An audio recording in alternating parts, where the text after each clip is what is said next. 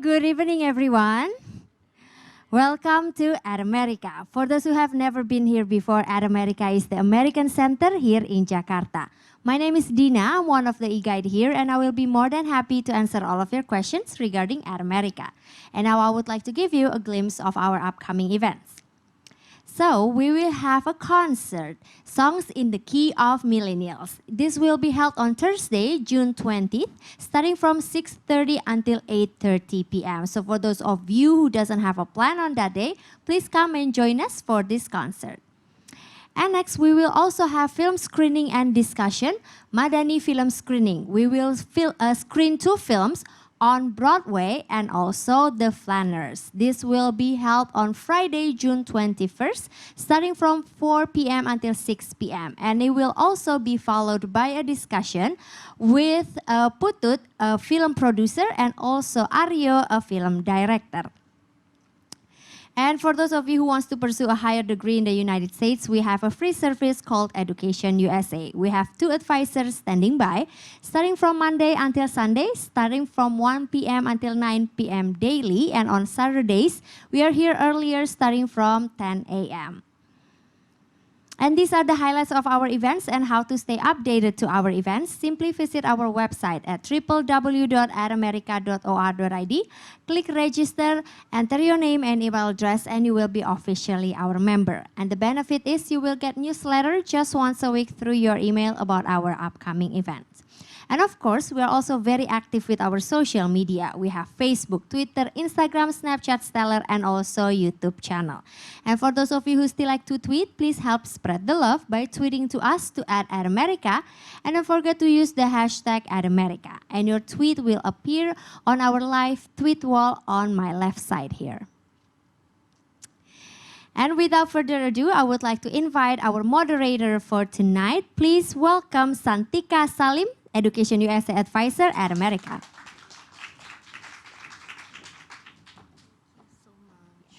Thank you everybody for coming out tonight, and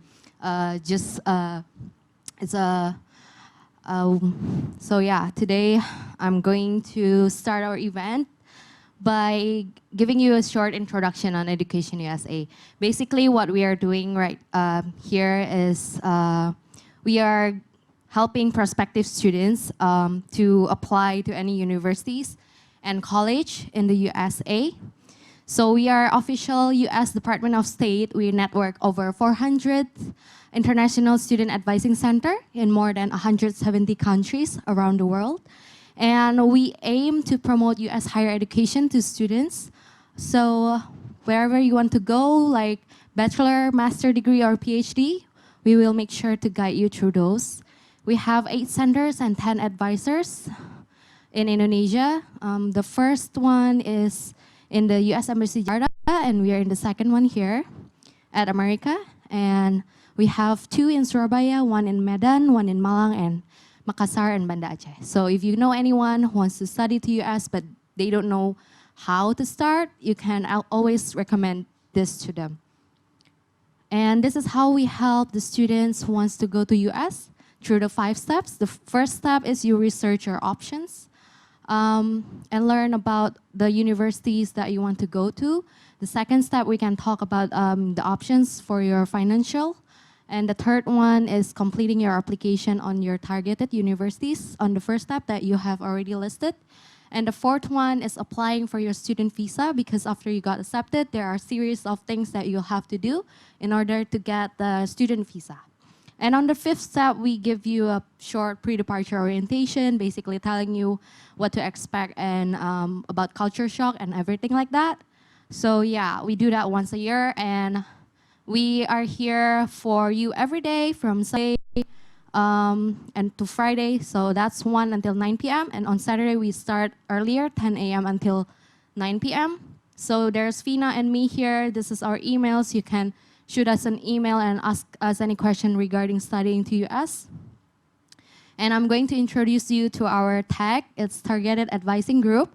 So anyone who wants to study to US but they need intensive guidance, like you don't know where to start, we will have one advisor and an alumni in the group to guide you to apply to the same school. We do our best to connect you to them. And you can ask any questions like, what kind of essay should I write, or how do you start applying, and everything like that. So we have over 450 alumni database. We will match the advisees and alumni in the same program or same university or even same city. So you can ask things like housing and the food availability and everything. So who should join tech is for everyone who wants to apply to US but just need a little push or need a community for that.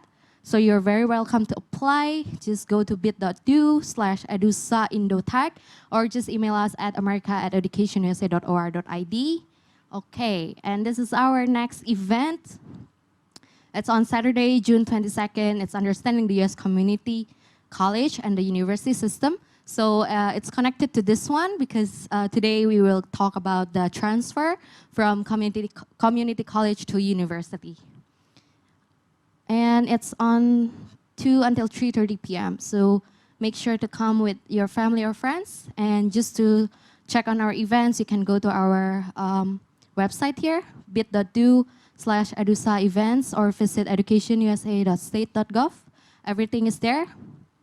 And without further ado, I will start today's event on, now you have been admitted to community college in the US. What's next?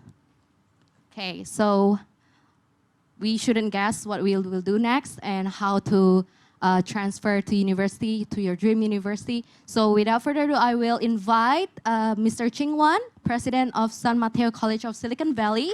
Please give him a round of applause. Okay, and next I will invite Ms. Kathy Kohut, Program Manager from Kenyatta College.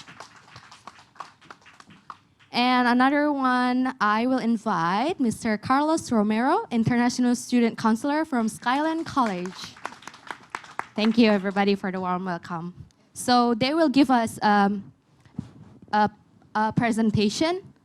And in the end, we will have a Q&A. So you can, write in your phone if you have any questions. And I will have a special prize for the best question that is selected by any of this guest star today. So yeah, make sure you write the question that you have in your mind as the presentations go through, and we will have the Q&A later on. Okay, so we're ready for the presentation. And hello, good evening. Thank you very much for the wonderful introduction. This is actually probably the 3rd and 4th time I've been here. And every time when I come on stage, I always feel like I want to dance and do it. But then my mom says, no, don't sing, because you're going to clear the room pretty quickly. So I'm very, very pleased to be here. So the reason we're doing this is because for the only fact that there are 1,200 community colleges, but there are a few who have done something quite special. For example, we are the only one that would offer you tuition, well, we have tuition and scholarships, but we also waive your application fee. If you have come to education like at America and spoken with Santika, then your application fee will be waived. And we're doing that for 400 Education USA centers throughout the world. So you can compute how much money that is supposedly costing us is because we want you to get more exposed to Education USA because they're just good friends. We feel very at home every time we come here. We look forward to being here. When we decided to work in international education, we have a lot more people saying it's about time San Mateo College and Silicon Valley started doing something. So I wanted to tell you a little bit about who we are. First of all, the fact that we have a team here is because we believe in giving you the information in the most comprehensive way. So if I'm the only one that comes here to talk about it, you're going to say, well, you're the executive, you're going to talk about everything great about, but you don't know anything about the details, which I don't. So we have Kathy Kohut, who is she runs the international education program at Kenyatta College. So she has the experience and knowledge about admission process and whatnot. And she takes care of students on a daily basis. Then we have Carlos, who controls 50% of the success of your children's education, transfer, whatnot, when you come. So he is very, very important. It's almost like, if you remember, you came to my speech with UC Berkeley maybe 2 years ago. We said that many people didn't even know about transfer that much because transfer office people do not go abroad. What you see are the admissions people from Berkeley, for example, if you haven't got a chance to even meet them, they don't really know a whole lot about transfer. But as you now know, for every international freshman like you are, if you are admitted to UC Berkeley, good luck. There are almost 4 to 5 of those students that will be admitted to UC Berkeley as transfer students. How do they get in there? Entirely through the help of Carlos, who provide that. And then, of course, we are very committed to Indonesia, so we have a full-time staff member, Maria. Sorry, Maria, yes. So you have any questions when we are not here, you can speak to Maria. Today, though, we would have had the great fortune of Ray Wijaya to be here to talk about his experience of coming to study with us at age 16. And then he worked hard, and he got counseling from us, and then he transferred to UC Berkeley, one of the toughest majors, industrial engineering. But I'll tell you why he's not here. It's because he came back just a few days ago from the US. He got so excited, started eating everything, and he got sick. He's in the hospital of all time, and he's in Medan, so he can't fly out here unless he, have an emergency evacuation or something. So this slide would have been different. Would have had some different information, but we were not able to get approval by the U.S. Embassy to put it down there is because it came the last minute. Now, what information came the last minute, and we really wanted to tell you, is we just learned from the University of California President's Office that we're measured in terms of international student transfer admission rates, which is the most important thing, the rates of being admitted to UC Berkeley as an international student.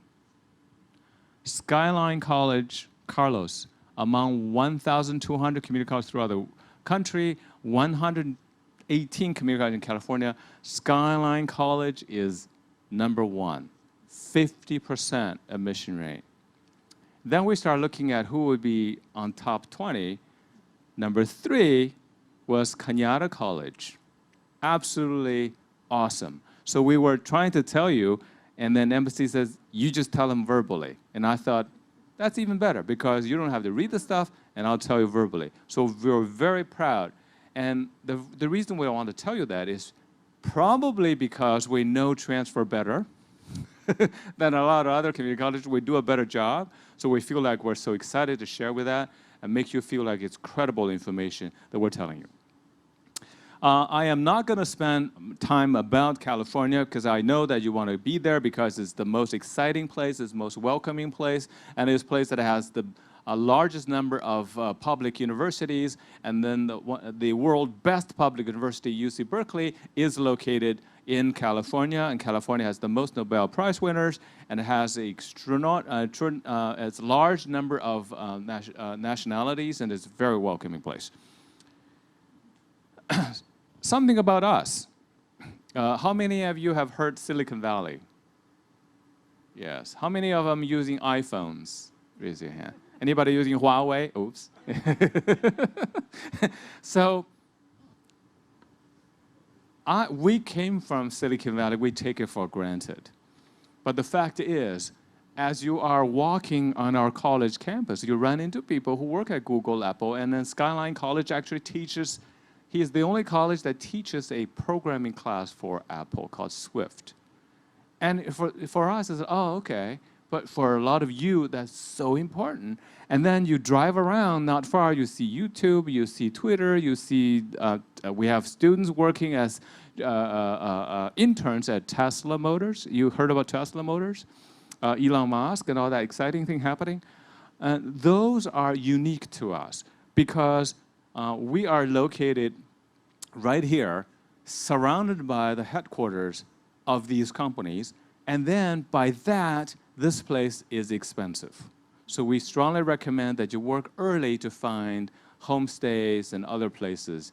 Thankfully, we have a lot of students now studying with us, so the chances of you finding a place are high because they leave, then they vacate the place, and you come in and fill in.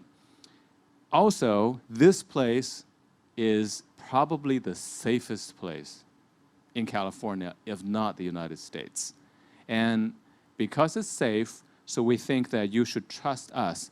Your children, your sons and daughters will find it very welcoming, very supportive to study with us. We have been ranked top 20 by the most authentic and trusted organization called IIE in the United States.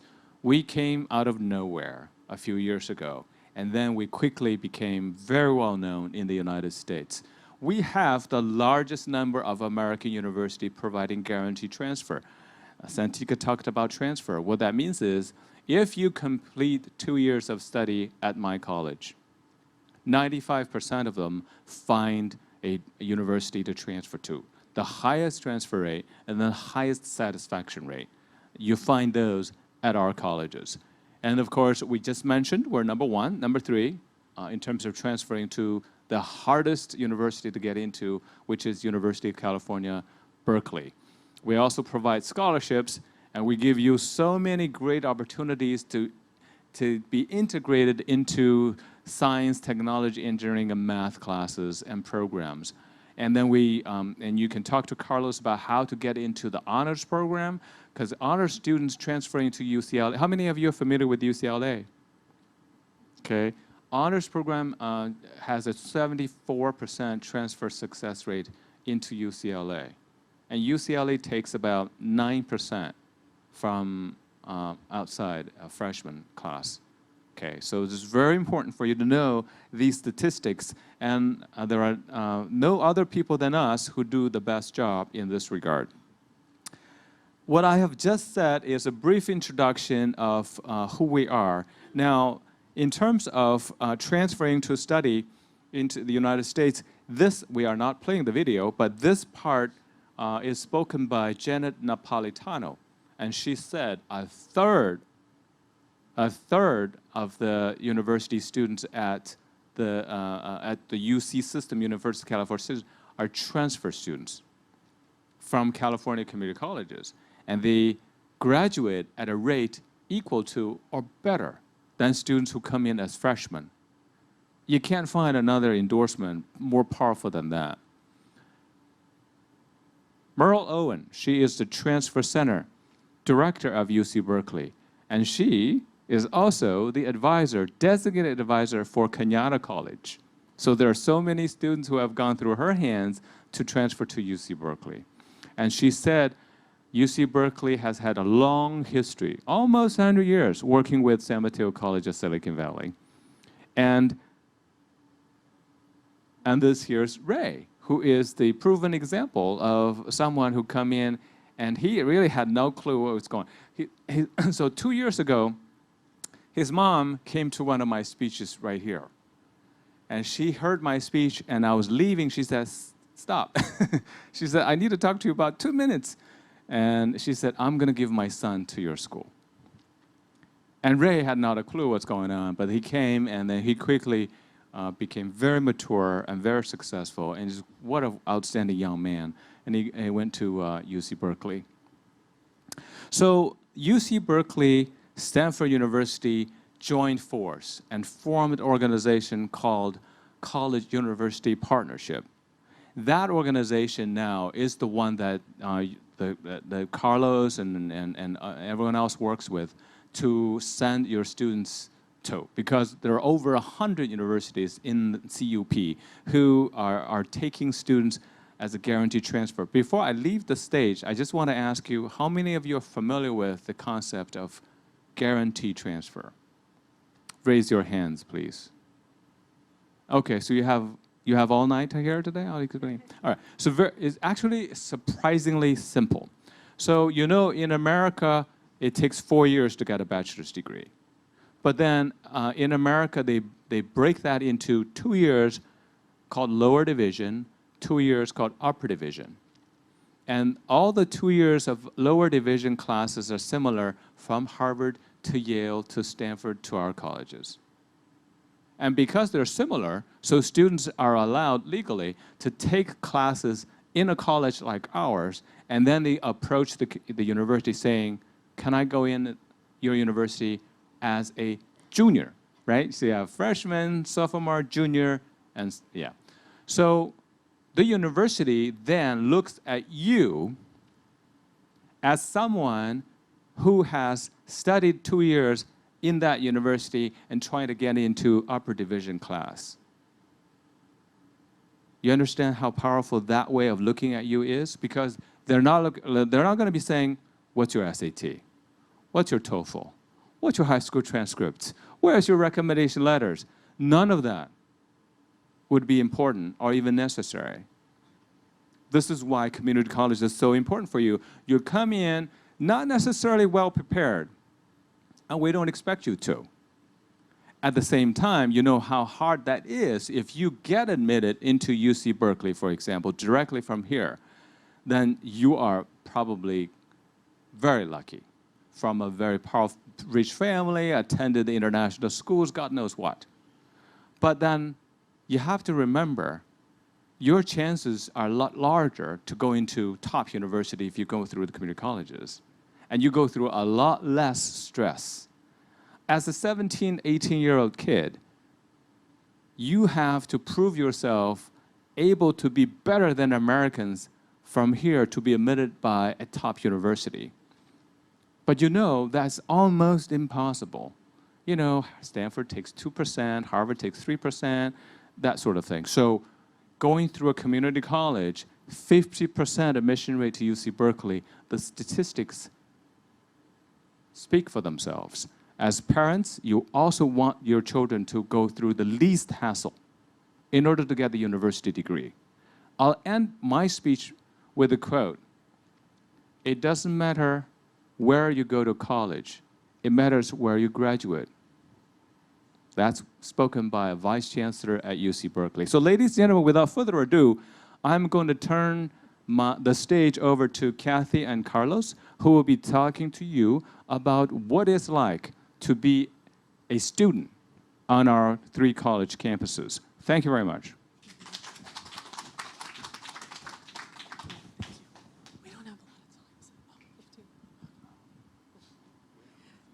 Hi, everyone. Thank you so much for coming tonight. Can you hear me?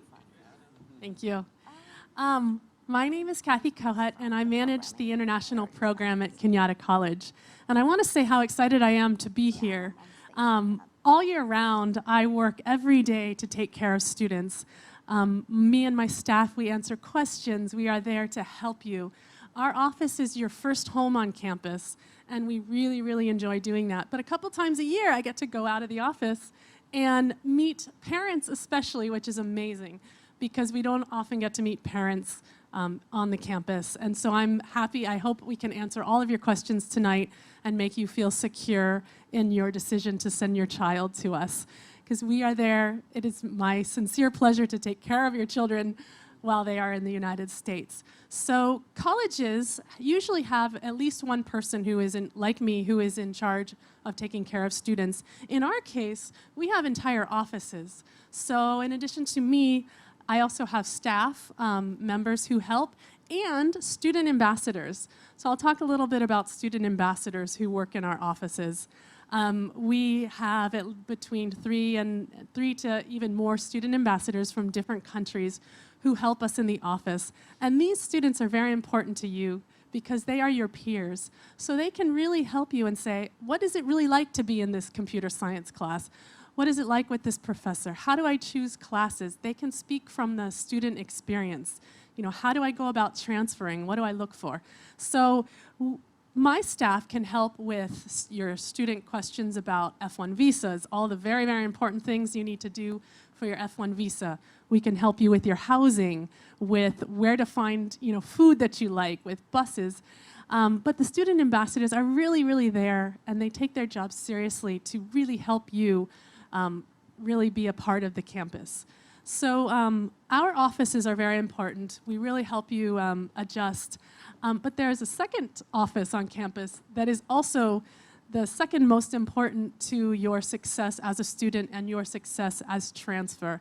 And that would be the international counselor and our transfer centers. And I'll say just a few words about that. Again, our colleges actually, I think, are very unique in having international counselors.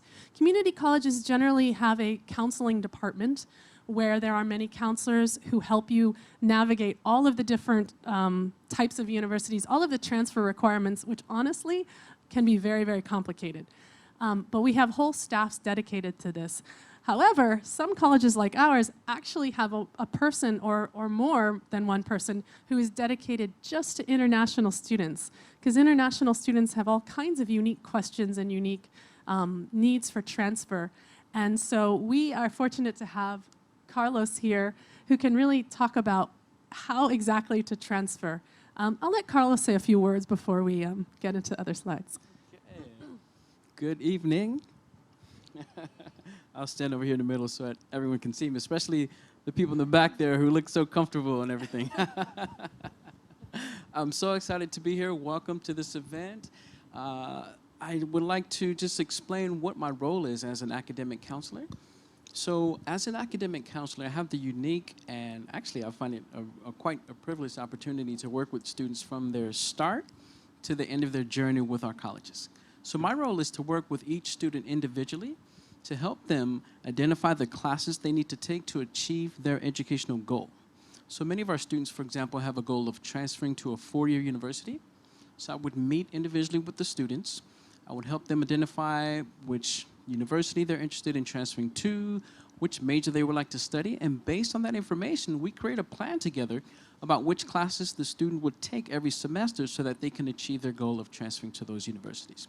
So I get to work with students on a regular basis. I get to know them pretty well, and what I especially enjoy the most is seeing them accomplish their goals after the end of their journey with one of our colleges. So just want to give an introduction of what my role is as an academic counselor.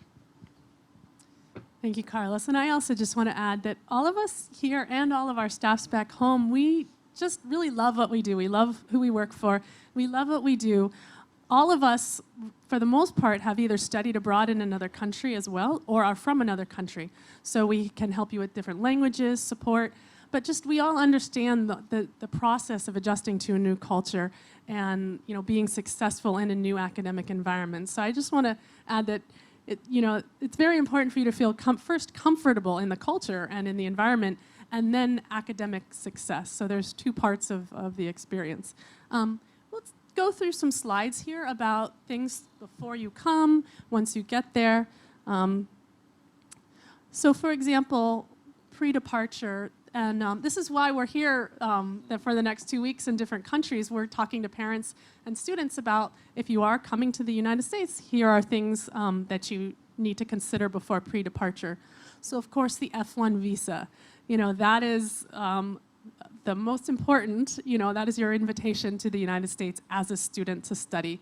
So of course obtaining that visa and understanding what that visa means.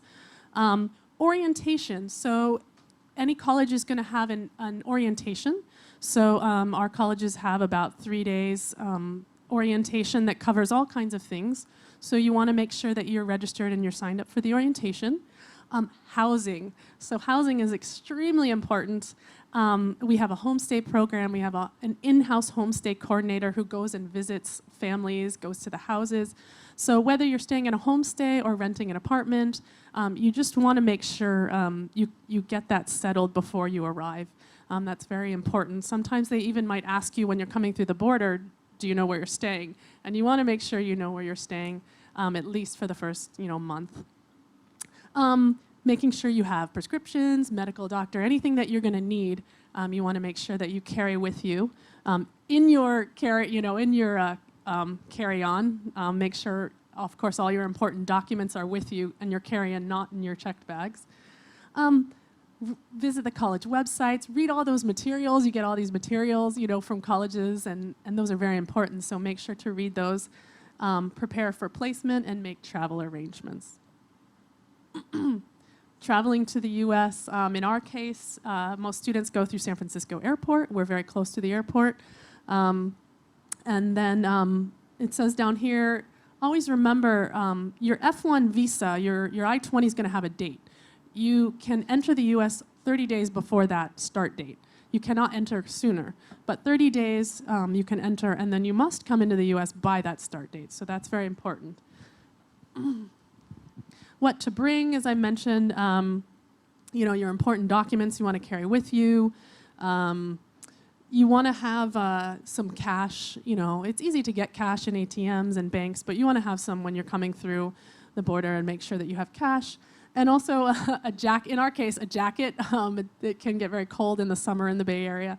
San Francisco, the fog, all of that. You want to make sure you have a jacket. So entering the US. So sometimes students think, oh, I went to the visa interview. I have this visa in my passport. I can just come into the US. Well, there's a second step. So like you would go into any country, you have to pass through the border, customs and immigration. And so it's very important you have your documents. And most importantly, you are able to talk about why you're coming to the United States, where you're going, what college, what you're studying, because you will be asked that. And you want to make sure that you're able to talk about why you chose the college. Because you are the student, that is your student visa, and you need to be a genuine student.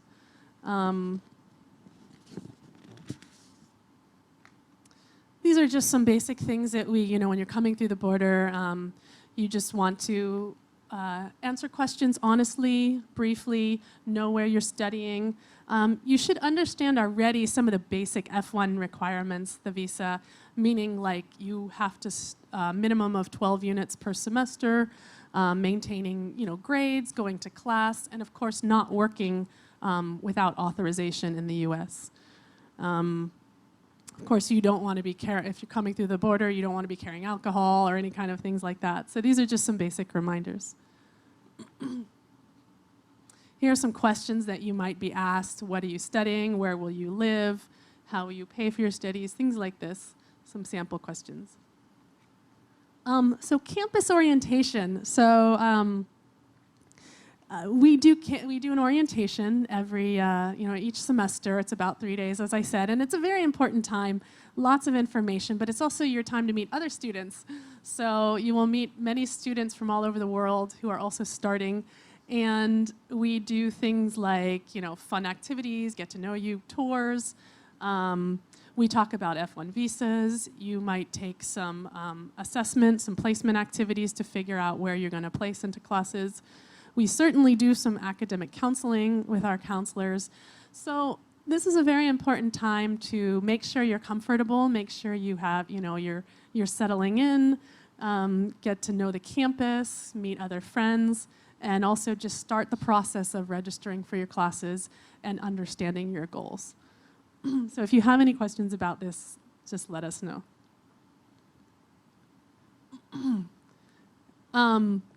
For community colleges, generally for English classes and math classes, we have to figure out where you're going to start, which math level and which English level. There are various ways of doing this. We are trying to move away from having tests and using TOEFL or using other ways of placing you into English. So the most important part will be to meet with the counselor to talk about your test scores and to talk about the math classes that you've taken. So if you do have your transcripts from high school, those are important to bring with you. Let me let Carlos talk a little bit specifically about the academic counseling. Okay, so I mentioned earlier about my role, and this is just to give you a little bit more detailed information about what that meeting is like when I meet with each student and when we talk about the goals and how we help the student identify which classes to take.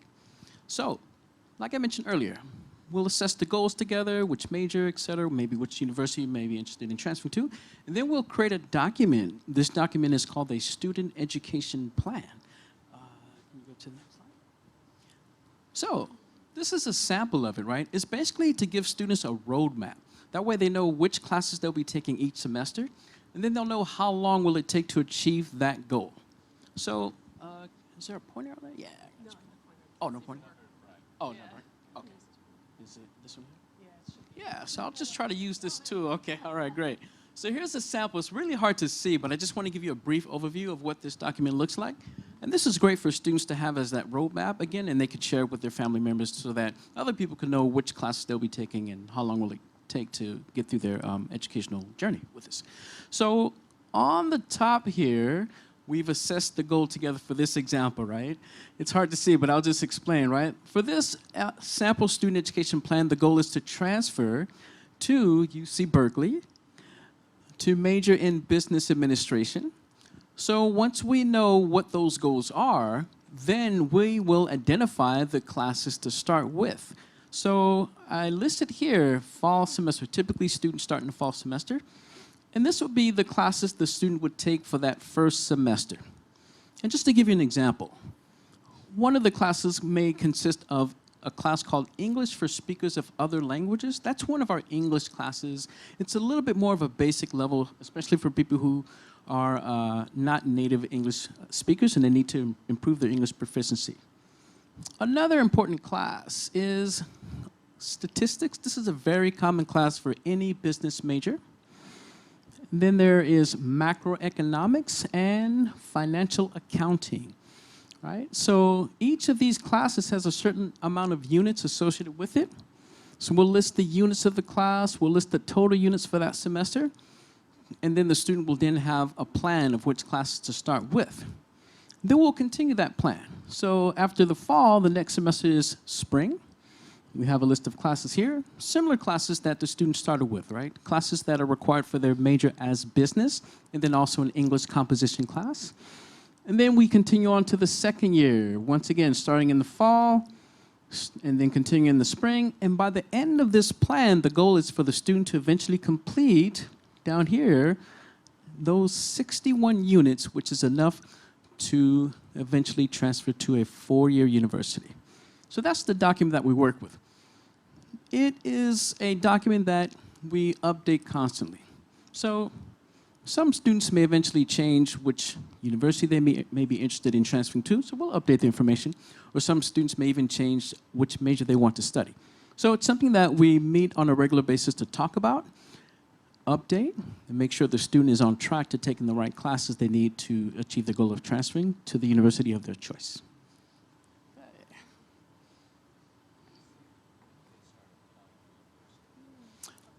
Yes, a comment that I'd like to address as well is, when do students apply to transfer? That's a good question.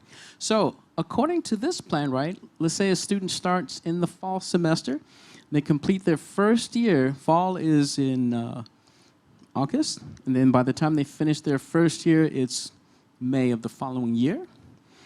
When they start their second year, the following fall semester, this is when they submit their application to transfer. So you have to submit your application to transfer 1 year in advance before you finish your last semester at one of our colleges. So they submit their application during this period, they finish their last semester, and then after that, the following fall, they ought to be ready to transfer to a four-year university. So that's why it's important that we have this plan mapped out. That way students know which classes to take so that they can be ready to transfer at the end of their second year.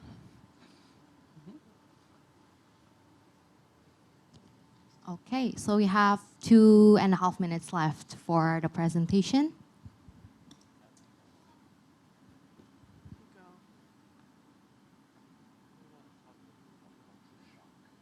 And I'll talk about this too. Okay, so just two things. Carlos talked about classes, and of course your grades are important to transferring, your opportunities, what you're studying. The other very important thing that leads to transfer success, like if you want to go to UC Berkeley, it's not enough to have a 4.0 GPA or maybe a 3.8 GPA. What really makes you stand out and what really makes our graduates stand out and why we have such a strong acceptance rate at these colleges is because they get involved. So for example, at Kenyatta College, the student body president of the entire college, all the students, is an international student. This year, last year, 50% of the student government are international students. So this is the secret sometimes to the success of transferring and how students can get into Berkeley as a transfer student. Campus involvement, campus leadership, working on campus, doing internships, having something interesting and some success to talk about in your personal statement that you use to apply. So I want to mention that. And finally, we'll talk a little bit, just briefly, about the cultural adjustment. If you've been to, another country before, you understand there's going to be an adjustment period. And usually you see something like this, where in the beginning it's very exciting, but then around like the holiday, like December, kind of the end of the semester, you might get sad, and then you over time get used to it. And just a few things to remember about this is all the other students are going through this at the same time, so you will have many, many other friends who are going through the same thing. Secondly, I always encourage students to find something they really just makes them happy. Whatever it is, if they find a restaurant they like, or a cafe, or some kind of activity, something that makes you happy in your new home, and to do that. Do whatever makes you happy and find that one or two thing. And then thirdly, of course, it's so easy to keep in touch back home, all the technology and everything. So please, don't worry too much about culture shock. There's a lot of support on campus and a lot of friends who will help you. Jing, any last words?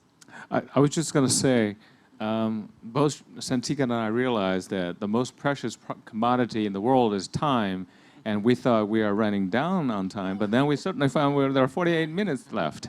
We're not going to use all that stuff. Yes, 48 minutes, including the Q&A session, so 10 minutes more for the presentation, yes. I think you have seen kind of from a very high level on the surface what students are experiencing coming to the U.S.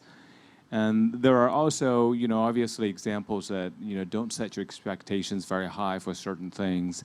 For example, I always joke about the fact that there's no really delicate cuisine and good tasting food in America. I'm sorry, Kathy, but the food is very nutritious, but tastes awful. Really, so mom and dad should be really open-minded about the fact that your children, if they're homestay, they will be given cold milk, slices of bread, and cheese, and so on and so forth. Particularly for students from certain culture, that is not like the home-cooked meal. And this is why sometimes we say, mom and dad, your children are coming to us for education. They're not coming here as a tourist, getting the best treatment, manicure and foot massage, and none of that. And then don't be a helicopter parent, meaning that every couple of days, sometimes at the beginning when we started doing, I would get a text or a phone call saying, my children said that they have not really been such and such. I'm relax.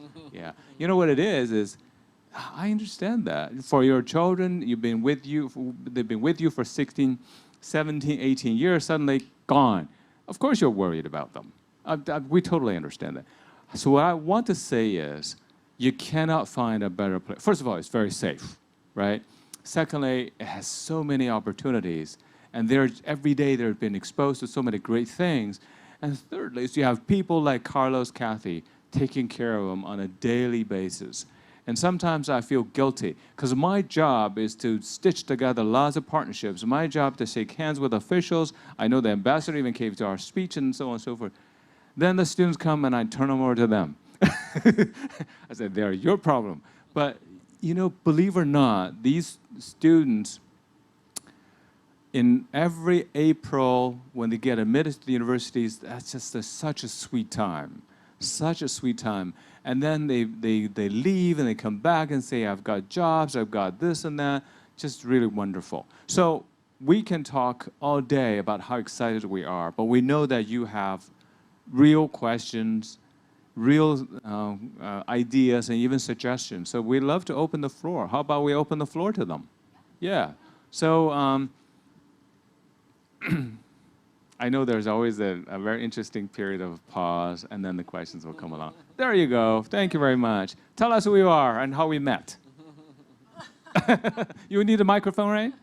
Okay. So, yeah, so before we start the Q&A, I just want to tell you guys a very general thing that we are doing here. So San Mateo Colleges is one of the community college in the United States. 1,000 of them. Yes, there are 1,000 of them, and every community college is 2 years institutions, which means they will transfer the students to 4 years university in order to get a bachelor degree. So I have a few questions for each of you, and I hope you don't mind as our crews are preparing for the microphones for them. Yeah, so I have a question for all of you. So San Mateo colleges only have the guaranteed transfer to UC Berkeley?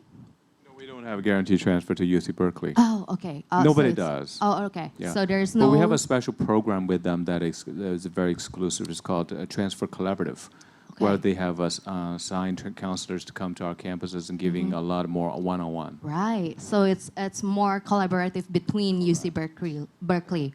And so there's no such thing as a guaranteed transfer program? Not to Berkeley, but to some of the other UCs. Oh, okay. So, okay. Yeah, but does San Mateo colleges have any of the guaranteed transfer program? So we have almost 100 universities that do guaranteed transfer for the students.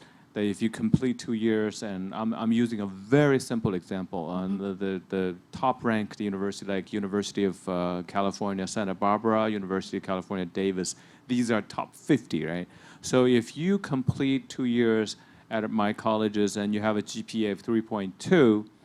Then you apply for UC Davis, your chances of getting to UC Davis, according to UC Davis, is 100%. But for us, it's 95, is because some of them ended up going to Berkeley and so on and so forth. So that's how it works. Now, if you directly apply from here as a freshman for UC Davis, your chances like no more than 18% of acceptance rates into that. For mom and dad, it's also important to know that if your child gets admitted to UC Santa Barbara or UC Davis, you're paying $45,000 a year tuition. But if you come to us, you're only paying $7,000 for the same thing. So a lot of students realize that they're much better off to come to us. Yeah. Right. Okay. And the next question. Okay. And regarding the transfer rate, the other day I did a little research just because I'm curious. After looking at this presentation, there's so much about transferring to UC Berkeley, right? And I did a little research about transferring versus freshmen and the acceptance rate. So I found a website. It's called collegetransitions.com. They list almost every universities in United States, and they do make comparison between the freshman admission rate and the transfer admission rate. It's very interesting. So if you have time, go to the website, or you missed what I said, you can try to find me and I'll give you the link. Yeah. Yeah, I'll just add to that for like the UC system. It's basically you're 3 times more likely to get into a UC as a transfer than you are as a freshman, and the UCs actually have to admit more transfers than freshmen. So yes, transferring is very important and very popular. Do you have a very specific reason why on being UCs have higher acceptance rate for the transfer students? Is it because of the curriculum made, or it's just... It's because of the law. It's the law? Yeah. Wow. And generally, the transfer students are better prepared than a freshman, especially international. Internationally speaking, a freshman who's never left their home country, never been to the U.S., it is just not going to be as well prepared as a student who's been in the U.S. for 2 years. English is great, very well adjusted. That's why. Yeah, I can attest to that because I'm also one of the students who do the transfer. So yeah, it's more prepared, like Kathy said. So any other questions from, yeah? Okay, we are having one there. Can you please stand up and state your name? Thank you.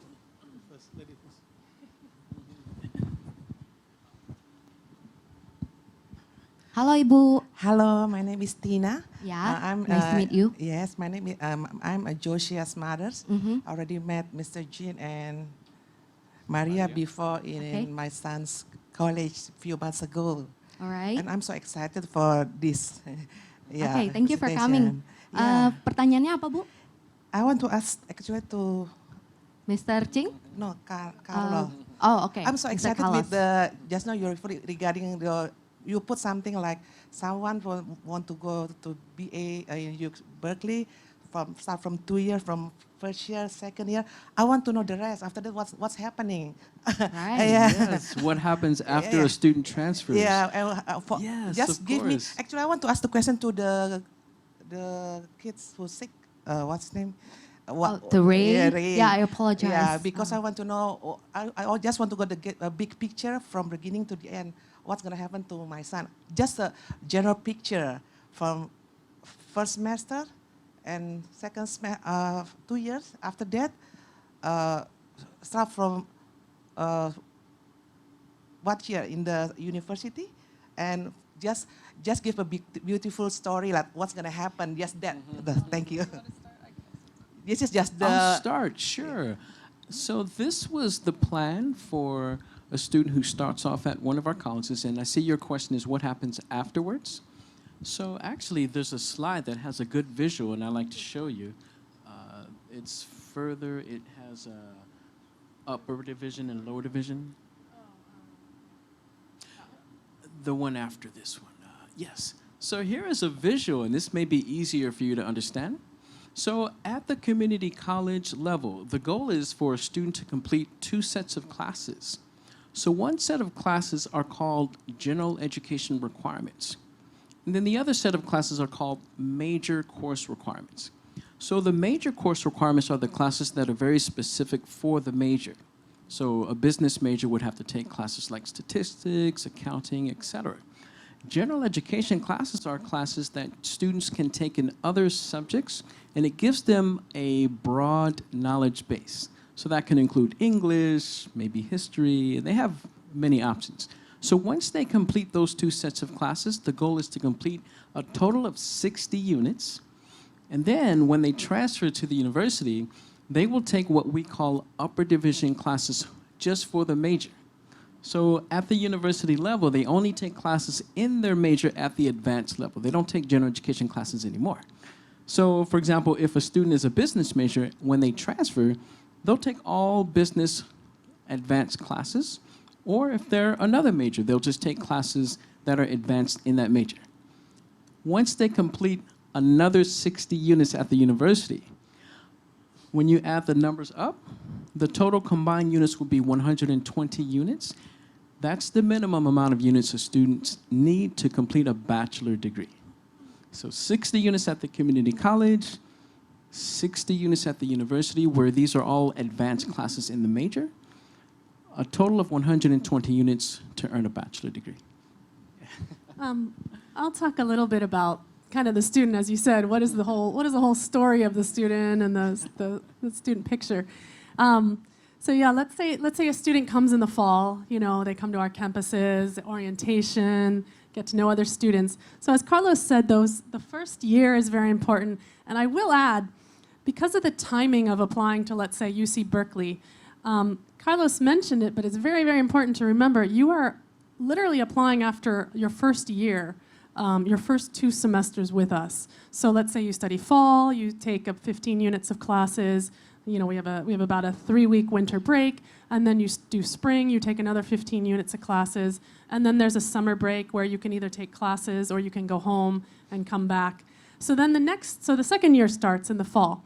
And the applications are due for the UC system and the CSU system November 30th. So that means that the first 2 semesters that you've completed, your grades are very important, actually. And that's why I always talk about it's strategic. Your GPA is also kind of strategic because it comes down, you don't want to take classes in the first semester that are too difficult. You want to kind of take classes that might be easy, but also maybe a little bit challenging. You need to, of course, have the foundation of English. It's very, very important to have very strong writing and speaking before you go on to higher level classes. So the first 2 semesters are pretty strategic when you want to, make sure of your classes. And then you're literally turning in your application November 30th. That includes your GPA, it includes your personal statement that talks about activities. So the first year is very important, getting, as I said, getting involved on campus, maybe getting a campus job or joining a club. It is very important in the first year. We also, ongoing, we have transfer fairs. Our cafeterias are filled with 30 or 40 different university and college representatives who you can visit, you can talk to. We have them come to campus. We have tours. We arrange for students to go visit, UC Berkeley or UC Santa Cruz. So we do all these kinds of transfer opportunities. So in the fall of your second year, you're applying. So then you have spring. So let's say you then have the spring semester, and that's when you start finding out about the universities. So the UC decisions come around like April, March or April. So it's a wonderful time of year because I have students who maybe applied to like 6 different UCs, right? It's one application. You can apply to literally 6 different UCs. And they start coming in my office and saying, I got into UC Santa Barbara, or I got into UC Santa Cruz, or UCLA, UC Berkeley. We have this fantastic video of actually the student body president who's from China. He literally waited to open his UC acceptance letter for UCLA. He waited, he had a friend videotape him, and then he posted it on Facebook, opening up his, so he didn't know whether he got into UCLA or not, but he opened it up, and he like literally jumps out of his chair and starts screaming because he got into UCLA, which was his top choice. So that is kind of what happens in the 4th semester in the spring. Students get very excited. And then they often have the hard decision of deciding between 6 different UCs. Do I want to go to UCLA? Do I want to go to UC Berkeley? I always encourage students, always encourage them to go and tour these campuses. Most of these schools are in California, or even if it's in another state, it's very easy to just go and tour the campus and meet people. I hate to see students make such an important decision without actually visiting the campus. You're already in the United States. You can go and visit the campus, meet the people, make sure you feel comfortable.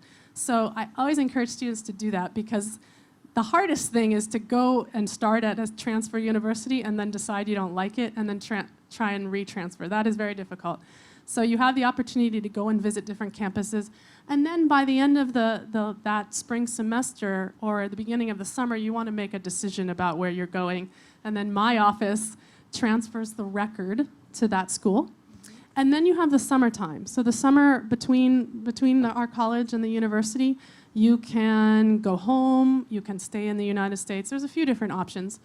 But then you start at the transfer university, usually in the August or September. So like, for example, a student who transfers from our college to UC Berkeley is literally across the bay. It's like a half an hour away, by train.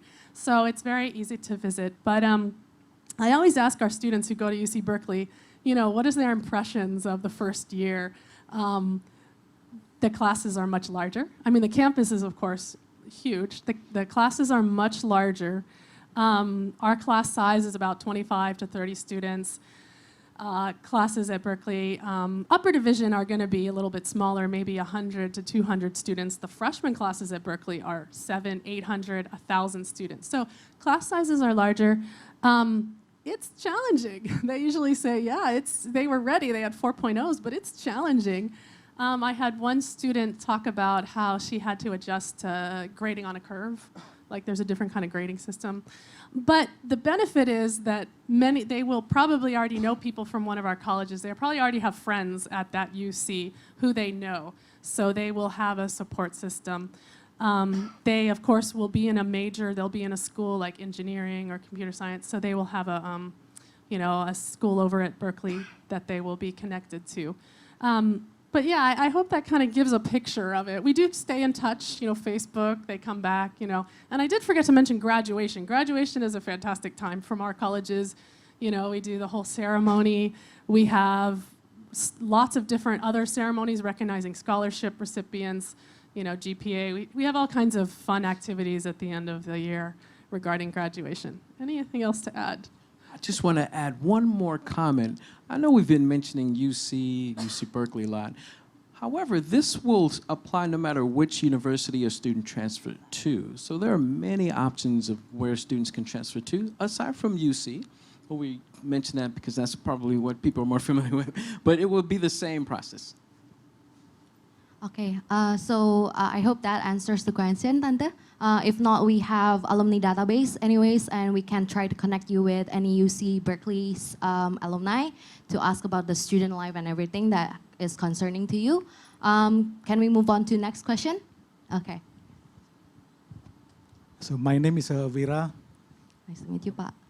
I'm a father of a Jonathan athlete that will go to San Mateo for this fall. Yeah, I want to ask regarding the student education plan. Okay. Yeah, can you show this one? Because we know that, I understand that no college can be guarantee, transfer guarantee to the university. UC 100% is no. I'm understand. But now my question is, if my son already know that he won't go to the UC Berkeley, is there any backup plan that if fail, can we choose another 2 or second or third? Can the counselor will help? Yeah. Because if we just put in the UC Berkeley, it means you guarantee 100% that my son will go to UC Berkeley. At least your consultant can help to make the second alternative. If we miss in the UC Berkeley, we have another option. This is my question. Second one, is there any reminder from the consultant for the second years? Because sometimes the student first year is excited and then forget to submit prepare the second years. Is there any reminder from the consultant? Yes, those are great questions. So I'll answer the first part. So this was just a sample plan, just so that people have an idea of what a student education plan is. But the actual student education plan is more in-depth. So yes, we will always list other options besides just one university, because it's important to have other options. So we'll list maybe 2 or 3 universities, whichever the student is interested in, as other options, and then we'll identify the classes for each of those universities that the student must take so that they can be able to transfer and be admitted. So it'll be much more comprehensive. So the second part of your question is, yes, we always remind students of when they need to submit their application. That's also on the actual student education plan. So this doesn't show all of the details because it's a little confusing if you see that really comprehensive one. But when we actually meet, we'll list reminders about important dates of when to transfer, reminders about important dates of when to start planning. So we'll have all of that information very comprehensive. So yes, of course. So that's important that we take those things into consideration, having different options and knowing when are the important dates to submit applications. Yes, and I would say we definitely encourage students to apply to other universities. And it's very easy for the UCs. It's one application. It's individual application fees, but it's the same application. So yes, you can apply to 5 UCs or all of them. And that's just very helpful because then you have choices. And second thing I'll add is that UC Berkeley also has a wait list process. So for example, I have one student right now who got into 3 UCs, other UCs, but she's currently on a wait list for Berkeley. So she's gonna find out soon about the wait list. So she didn't get in the first time, but she might get in on the wait list. But she still has 3 other UCs that she can go to. Third point is that some of the UCs also, I had a few students who didn't get in on their first major to a UC, but they got accepted on a different major, similar. So sometimes it really comes down to major. So they might have a different option if they had a different major for the UC. So it's kind of a complicated system, but we're here to remind students of all this and to help them with this process. And also, very importantly, I don't meet with students just one time. I meet with them on a regular basis. So that gives us more time to reminder, to give students reminders about important dates, and just to assess to see how a student is doing and how they feel about the major that they're interested in. So we meet on a regular basis so that they will always be aware of those important dates and which universities they can plan to apply for. Yeah, our students can meet with the counselor as much as they need, and also they can get help with their essay for UC with the counselor. And, as Jing would say, we go a step beyond that. We have actual UC representatives come on each campus periodically to meet with students one-on-one, and that is, of course, very customized and special. The program we have with UC Berkeley is called Transfer Collaborative. It's not just for students going into UC Berkeley, because as a public institution, nothing is really exclusive. So the students are all the students are constantly being monitored. So then their grades, their academic history, and their personality and everything else. And then the staff member at my colleges and UC Berkeley, they work as a collaborative. So they always talk about it, so who is ready and doing what, and there's a lot of stuff going on behind this front end of students getting transfer. A lot of stuff going on. It's amazing, and I hats off to you guys. Hats off, really. Right. So I have a question. So this, the representatives who came in with the Student 101 advising thing, do they make sure that the classes taken by the students is transferable to their universities? Is that what they're doing? Okay, that's great. So that's really helpful, because if we want to transfer, we need to make sure that those are transferable, aside from we are getting accepted, right? So initially, I would do the educational planning, and I could also advise the students on which classes will be transferable. Yeah, that's so helpful. When they meet with the representative is more of assessing how they're doing and giving them some additional tips on what they can do to increase their chances of transferring. Right, so it's more to the tips and like the evaluation, the free evaluation on like if you are targeting UC Berkeley, let's say it's your dream school, and you have other UCs for your safety school, they can really adjust to that. And then they can answer some really unique questions about their campuses that we don't have as much information about. Right. So one example is a student may ask me, can I do an internship if I were to transfer to UC Berkeley and work for this company? So since I don't work at UC Berkeley, the best person who can answer that question will be a representative. Exactly. So they can give them more in-depth information about those campuses. Right, so reaching out to the representative of each schools that we want to go is the best way, right? Okay. So, okay, another question from, we'll go back to you, Pa, and we have another questions here. Hello, good evening. Hi, can I have you to stand up and give your name, Pa? Thank you. My name is Pratomo, and I have two questions. The first one, because I learned that there is also some community colleges in Washington State. I wonder whether is there any difference between the one that in California and the one in Washington State. And the second one is, I understand that you have a guaranteed transfer program like in the UC Davis and other UC, right? Because my son want to apply in like a computer science in UC, but I understand that the UC computer science is a very competitive program, and it's very hard to get into, even for like UC Santa Barbara or UC Davis. Is that the guaranteed transfer program is also apply as well into any major, or is there? That's my question. Thank you. Okay. So just to make clear, so there is no guaranteed transfer from any other community college or from particular community college to certain university. Jadi nggak ada program guaranteed transfer degree. So the question you have about Washington community colleges. So I'll just give you the data. 95% of the students admitted to Berkeley and the UC system are from California community colleges. Students surely have a lot of other universities in Washington State that they can transfer to, but we do have plenty of cases where students go to Washington State, do the high school completion, which is, a good thing to do, and then they wanted to look for another community college that will give them the opportunities to guarantee transfer to a number of. We've added recently, and I couple of things I want to. First of all, please do not always focus on UC Berkeley.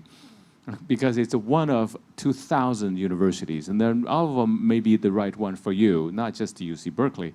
The other thing is also think about internships, because the ultimate goal is something that you have the experience, like being the interns at an Apple and so on and so forth, that will add to your overall employability and marketability rather than just a degree. Google has made it very clear they are no longer interested in hiring students from IVs. They're very interested in hiring students from San Jose State, from the local state universities. So you have to be really clear about. The other part about the majors is, I'll tell you this, computer science major is saturated, meaning it's hard to get in. But UC Berkeley, I mentioned UC Berkeley again, so has a major called data science. And that is very exciting, it's new, it's very much computer science, but then you're working on big data, you're working on something exciting, and people are being offered jobs even before they leave the university. So you need to understand, coming to the United States, in a community college, you know a lot more than if you're trying to do something from here. You're so limited in terms of that. Yeah. Oh, I apologize, Santika, if this contradicts your earlier statement. No. But there is a program that we call Transfer Admission Guarantee. So yes, a student can have a guaranteed admission to transfer from one of our colleges to UC Davis. They have to meet specific criteria. That's where I would work with the student to make sure that they know what the criteria is.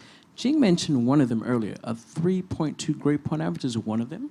But there are some other things. But I would meet with the student, explain the criteria. If they meet all of that criteria, yes, they have a guaranteed admission. And this is true for California community colleges only with those UC campuses. If a student goes to a community college in Washington State, they don't have a guarantee. It's only with a California community college. It's, like Jing said, it's a law. So they have that guarantee pathway. The only difference is they just have to meet that criteria. But they'll learn about that when we meet and we talk about the requirements and so forth. But And yes. there are a couple of UCs that do not do that, that just cannot do that guarantee, and it's UC Berkeley, UCLA, and UC San Diego. But the other ones, Davis, Santa Cruz, they do have that if you meet certain criteria. And then another point on the Washington State, California State. So many states in the US have community college systems, like New York State has a big one, Washington State, California. But those systems are specifically created and set up to help, move through the system from community college to University of California. So when you try to cross states, it isn't as easy. It's possible, but it's not as easy, no guarantees. So that's what, when we mention that. Right, so guarantee transfer program exists, but not to UC Berkeley. Okay, ralat. So out-of-state transfer is also possible, but not as highly successful as compared to in-state. But there's always a possibility, and I've seen lots of cases that happens. Jadi kayak they went to community college in Washington State, and then they successfully transferred to other state, the university that they want to. So yeah, we can definitely find other options available for that. And let me just ask, there's new trend in America because we recognize that sometimes America may not be the best country even for you for a variety of reasons. So the program is called Work and Study in Canada and Australia with Silicon Valley Education. What that is that your children come to study in a community college like ours. I think right now we're the only ones that are doing that. And then you have a year of internship allowed legally, and then you take that and you go to Canada.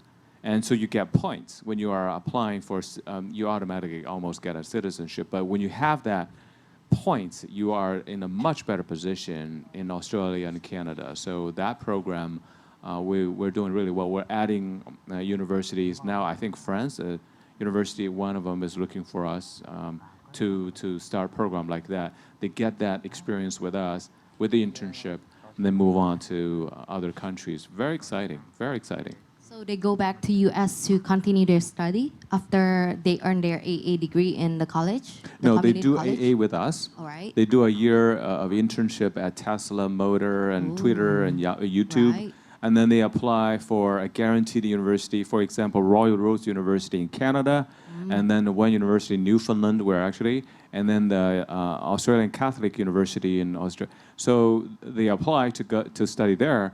And of course, you know, they go in there with the internship and experience and stuff. Universities love it. They absolutely like it because they've gone through a Western university, college. So they are a lot more better assimilated and prepared to begin their life in Canada or Australia. This is really new. So just look it up on our website to get more information. Right. So one of the beauty that we go to US to study and we choose to go to US is because the flexibility itself. So let's say you want to get a bachelor degree. You can go to community college for 2 years and then transfer, or you can go directly to the you can, you know, apply directly to the university and start from freshman and get a 4 years full experience in universities. And this is a new program that Jing mentioned. You can even transfer to another countries these days. So yeah, the options are limitless, and that's one of the beauty that going to US. Yeah. Another question? That is beautifully summarized. Yeah. But I wanted to add one more thing. I just remembered. Do you know what's the percent of high school graduates in America who go to a community college as their first year in university study? Do you know the percentage? Americans? 45%. Almost half of them do that. I think there are less than 10% here in Indonesia and even fewer in other countries. So you got to realize, do what Americans do. The good things that they do. Okay. Yeah, so we are open to, we still have about 13 minutes. Another question, maybe tadi Bapak yang udah already answered. All right, next question. Okay. Silakan berdiri Pak, minta namanya, thank you. Makasih, saya pakai bahasa Indonesia aja ya, biar cepat Boleh, ya. nanti aku translate, I will translate it. Saya Ahmad Pabrikaban, saya owner di perusahaan batubara. Cuma saya mau nanya untuk diri saya S1 Teknik Industri Gunadarma. Kerjaan saya untuk sampingan tadi saya udah jelaskan. Untuk yang sekarang kantor saya HSE representatif KCIC Kereta Cepat Indonesia Cina. Yang saya mau tanyakan cuma 2. Saya mau ngambil master, tapi saya agak kaget ya di sini ternyata nggak ada public health Harvard ya. Saya mau masuk ke program public health K3. Program master ke Iya, Harvard. master. Nggak ada Ya. Jadi acara ini emang for community college and transfer to university, Pak. So we do advising with EducationUSA. You can ask anything about S1, S2, S3, mau master, mau applying kemanapun, we will help you as long as it's in the United States. Oh, jadi ini semacam agen pendidikan gitu? EducationUSA. Iya. Jadi we are official from the US State of Department, so we are different from agencies. So we will guide you through that, and I will see you Tapi later bisa dibantu, after kan? this session. Okay? Okay. Thank you. Thank you. So yeah, he's applying for master in Harvard, and I'll take another question for you all. So any other question? Okay, silakan Pak. Yes, I would like to ask about this student education plan and what would be the process to apply for the transfer. Because I understand that on the second year, my son has to apply for the university, right? That means that I understand that he need to apply not only to the university, but he only apply to the major itself. Because I understand the major is within the school, right? Like there is a school of engineering, a school of business. I want to know what will be the detailed process on that. Sure. So after they complete their first year, when they start their second year, they would then begin to submit their application for the university that they want to transfer to. The application itself is online. It has a number of questions. We have a service called the Transfer Center. So that service will help students complete the application online. And then they submit the application, and then the next step is to wait for a response from the university. So we have a service that will help the students submit their application. It's all online, and there's a lot of questions, so that's why we provide workshops to help students understand those questions and how to answer them correctly. It does get more specific, though. If they're studying engineering with us, then they look at where they want to go, and they might get very specific, like chemical engineering or, I don't know, some examples. Yeah, it's one application. So they just list their major, and then they have other questions that they ask, like they ask, have you completed these classes and which grades you earn? So it's all on one application, and then we'll help them complete that application at our transfer centers. So yeah, that in that application, it asks whether you have taken this class and what is the grade that you got for that class, right? Yeah, Exactly. so I think that's to make sure that is transferred to the university that they're applying to, right? Exactly. Does that answer your question, sir? Pak, ngejawab? Okay, another one. Yeah.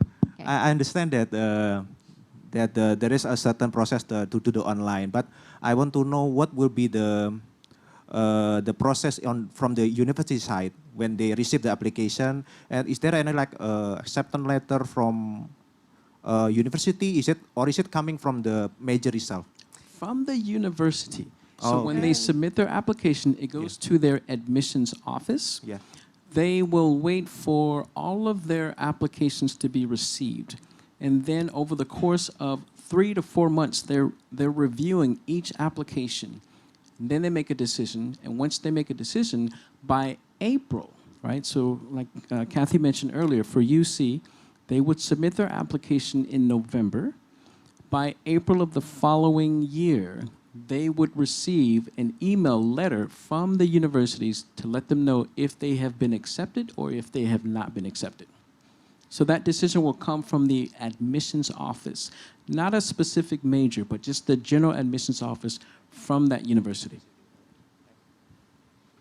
So if we are applying, this is a question pop up because of the question. So if we are applying to transfer to, let's say, engineering major in some UC, and I got acceptance letter, does that mean I'm accepted in the degree or the program? You're Yes. accepted to the university for that major. For that major? For that major, right? Does that answer your letter, question? the letter does say, you know, congratulations, you've been accepted to the College of Engineering, Right, you know, at okay. UC Berkeley for this particular major. And yes, from that point, it gets more specific. For example, I had a student who was accepted at UC Berkeley this fall. However, due to medical reasons, she wants to defer. So she went over to Berkeley to ask, oh, what's the process? And it's not the university's decision, her deferral, it's the College of Engineering. So it does get more specific. They are accepted to Berkeley, but then it becomes that College of Engineering that decides kind of the more specific parts of the transfer process. Right, okay.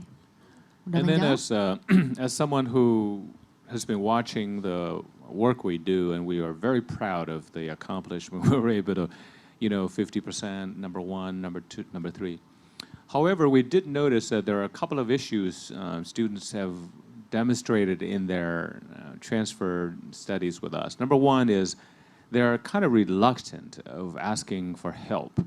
I'm telling you, the students who have transferred to top universities, ones that are, having Carlos' phone number on their speed dial, but that's just a figure of speech. So they don't ask for help from the professionals, and then they end up talking to each other, which is not very good. This is why we actually break students up. If we have too many Chinese students enrolled in one college, we say, start going to the other two. Mom and Dad, you understand that. They can speak Bahasa here for free. Why don't they want to go to, you don't want them to go to, Kenyatta College, speak Bahasa there for $25,000 a year. So number 1. Number 2, related to language, is essay writing that personal statement. I'm telling you, over and over we hear from university officials that they really need to hone their skills to write the essays. They shouldn't be writing the essays without paying attention to what the universities are really looking for. So it's very bland, or it doesn't attract attention right away. And then maybe saying, you know, I'm so excited to apply to a university, world known, on and on. And the university officials, they say, I have 3 minutes per application. I don't have the time to read through the first paragraph when you praise about us, because we know we're the best. We need to know why you are the best we should be looking for. So, and just most recently, we had someone from UC Berkeley saying that this student, everything is excellent, but the essay is the one that dragged him down. Okay, so please ask for help. Ask for people like Kathy. They will help you hone the skills. Yes, and all of our colleges, we offer so many workshops. We have workshops on how to write your essay. But the problem is students need to go to the workshop. So if there's anything you can do as a parent, say, well, did you go to a workshop? Because I'm sure there is a workshop on how to write your essay, but you need to go. Okay, and regarding that, about a workshop on writing your essay, we do have it here. And yes, so you can prepare yourself just in case you're applying to San Mateo College. I'm here to review any of your essays for free. And I'm sure in community college, they do give that kind of workshop, including writing a good CV for everything that Do you students get a lot of needs, participation right? at your workshops? Do you get a lot of participation? Yeah, we do. So yeah, that's one of our top events here. And so I'm curious of Mr. Carlos, do you get lots of students asking for your phone number just in case they need something from you? Okay, this is different from earlier Jing mentioned that the parents coming up to you and like, my kids don't do this well and everything. So this is the opposite. We are actually encouraged to approach counselor or our professor or teachers in college or university, let them know if you have any difficulties or concern or any questions. So yeah, they really appreciate that, right? Well, certainly, we invite them to approach any one of our teams, any member of our teams for help and assistance. Yeah, that's why they're here, okay? And we still have 3 minutes, a very short question maybe. And afterwards, please don't go first because we will have photo session and you can do networking as long as you want. We are closing at 9, so feel free to stay. Last question, last call.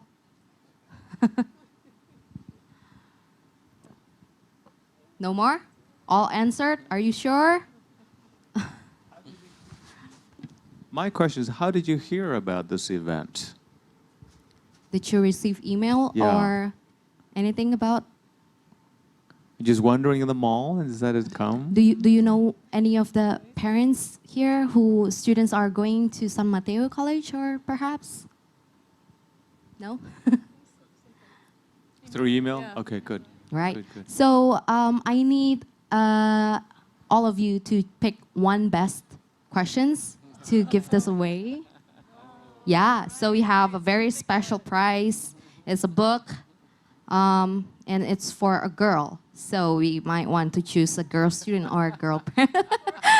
I would or say female, basically. That's my vote. So- That was I would also choose. Charity. Okay, so She meets the celebrity profile of the question. Right. Like, oh my God, I'm Okay. so excited. I mean, you did that. So. okay, so yeah, we should award this grammar girls 101 words every high school graduate needs to know. Please come to the stage to get this.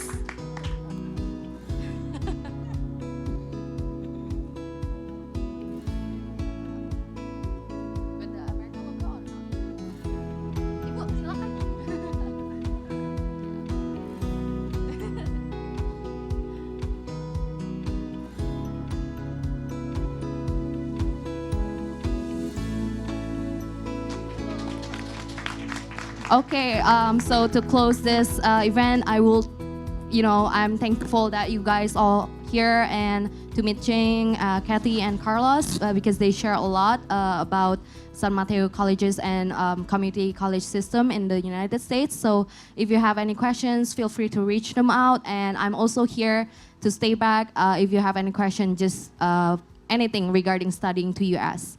Yeah. So without further ado, we will have closing session, and I will give it back to the At America team. Thank you so much, everybody. Okay, now I would like to invite all the speakers for photo sessions. Please join us on stage. And thank you all for coming, and hope to see you guys at another At America event. Bye. Have a great evening, everyone.